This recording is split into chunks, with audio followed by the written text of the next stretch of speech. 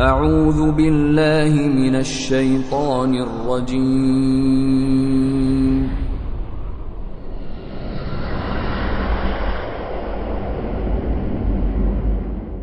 بسم الله الرحمن الرحيم Ularga Allah nazil qilgan Qur'onga iymon keltiringlar deyilsa, ular biz o'zimizga nazil qilingan Tavratga iymon keltiramiz deydi va uningdan keyin kelgan Qur'onni inkor qiladi. Halbuki o Qur'on ularning qo'lidagi Tavratni tasdiqlovchi haq kitobdir. Ey payg'ambar, ularga sizlar Tavratga ishonadigan bo'lsanglar, ilgari nima uchun Allohning payg'ambarlarini o'ldirdinglar degan.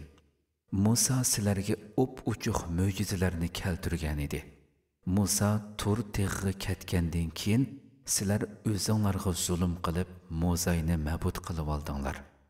O'z vaqtida biz sizlardan Tavratga amal qilishga chin ahdi olgan edik. Bu ahdini buzganliginglar uchun Tur teg'ini ustinglarda ko'tarib turib, biz ato qilgan Tavratni mahkam tutinglar va uningdagi haqiqatga quloq solinglar. Bo'lmasa ustinglarga tog'ni tashlaymiz dedik. Ular quloq soldik va osiylik qildik deyishgan edi. Ularning kofirligi tufaylidan dillariga Mozayning muhabbati singdirilgan edi. Ey payg'ambar, ularga agar sizlar mu'min bo'lsanglar, iymoninglar sizlarni ajab yomon ishga buyuruydikina degin.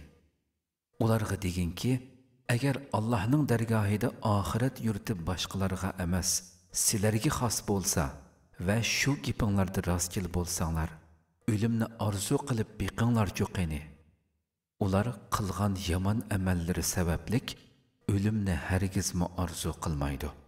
Alloh bundaq zolimlarni obdan bilguchidir.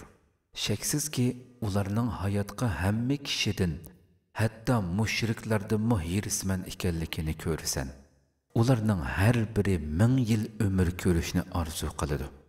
Uzun umr ko'rish ularni azobdan qutqizib qololmaydi. Alloh ularning qilmishlarini aniq ko'rib turg'uchidir.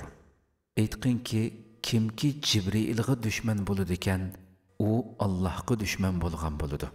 Haqiqatan Jibril Allohning amri bilan o'zidan ilgirki kitoblarni tasdiqlovchi, hidoyat yetakchisi va mu'minlarga bishorat berguchi Qur'onni sening qalbingga tushirdi.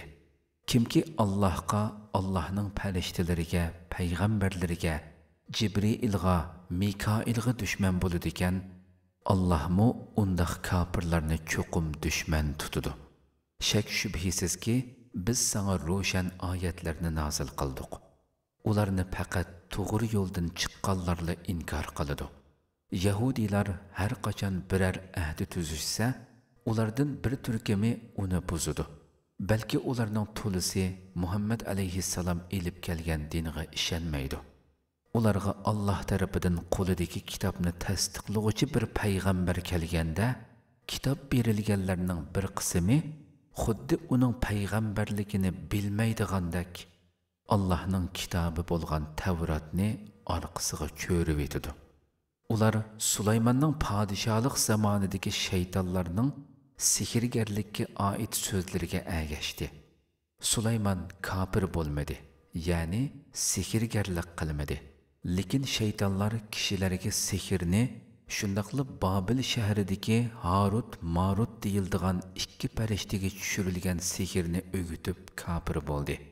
Bu ikki farishta bizning avatilishimiz faqatli bir sinoq, hargiz kofir bo'lib ketmagan demay turib, hech kishiga sehr o'rgatmaydi. Ular, ya'ni insonlar bu ikkisidan ayolni bir-biridan ayirib etadigan sehrgarlikni o'rganadi. Ular sehr orqali Allohning irodasiz hech kimga ziyon yetkazolmaydi.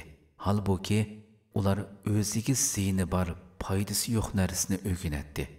Yahudilar Tavratni sehrga tegish kuchiga, oxiratda Allohning rahmatidan hech nasibi yo'q ekanligini obdan biladi. Ular o'zlarini pido qilgan sehr nima degan yomon. Agar ular o'zlariga nimaning foydali ekanligini bilsa edi, sehr uchun o'zlarini pido qilmagan bo'ladi. agar ular iymon etgan va Allohdan qo'rqqan bo'lsa edi, ularga Allohning dargohidagi mukofot sehrgarlikdan topgan mol dunyodan albatta yaxshi bo'ladiganligiga ishongan bo'ladi. Ular iymondan va Allohdan qo'rqishdan keladigan mukofotning qimmatini bilsa edi, albatta iymon etgan bo'ladi. Iymon etganlar payg'ambarga ra'ina deb xitob qilmay, unzurna deb xitob qilinglar. Uning so'ziga quloq solinglar. Kafirlarga dardlik azob bor. Bu yerda bir izohat berilgan bo'lib, ra'ina Yahudilarning tili bo'lgan İbrani tilida haqorat ma'nosini, arab tilida bo'lsa bizga qarab qo'ysankan degan ma'noni bildiradi. Shunga payg'ambarga mundaq ikki ma'nilik so'zni ishlatmay, arabchada bizga qarab qo'ysankan degan birli ma'nini bildiradigan unzurna degan so'zni ishiltish talab qilingan.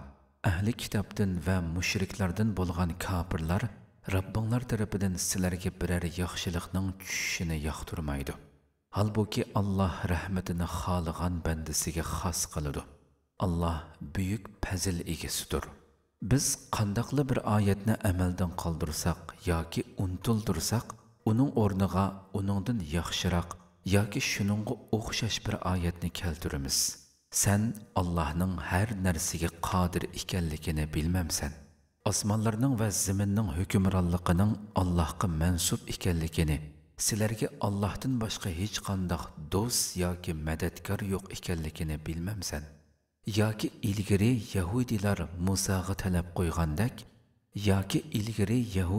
Musoga talab qo'ygandak, sizlarmi payg'ambaringlarga talab qo'ymoqchi bo'layotamsizlar. Kimki iymonini kufriga tegishidi ekan, u rostilla to'g'ri yo'ldan ozg'an bo'ladi.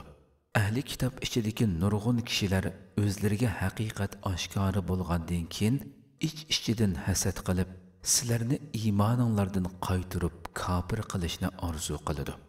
Allohning ular haqidagi farmoni kelganga qadar sizlar yanada ularni afu qilinglar va kechiringlar. Shaksizki Allah har narsaga qodirdir. Namozni mukammal ado qilinglar, zakotni beringlar. O'zinglar uchun qandaqli bir yaxshi ishni qilsanglar, Allohning dargohida uning mukofotini cho'qim topsizlar. Shaksizki Allah qilayotgan amalinglarni ko'rib turg'uchidir.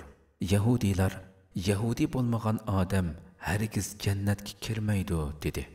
Xristianlarmi, Xristian bo'lmagan odam hargiz jannatga kirmaydi dedi. Bu ularning quruq orzusidir. Ey payg'ambar, ularga agar so'zinglarda rostchil bo'lsanglar, dalilinglarni keltirib beqinglar degan. Amaliyat ular degandek emas.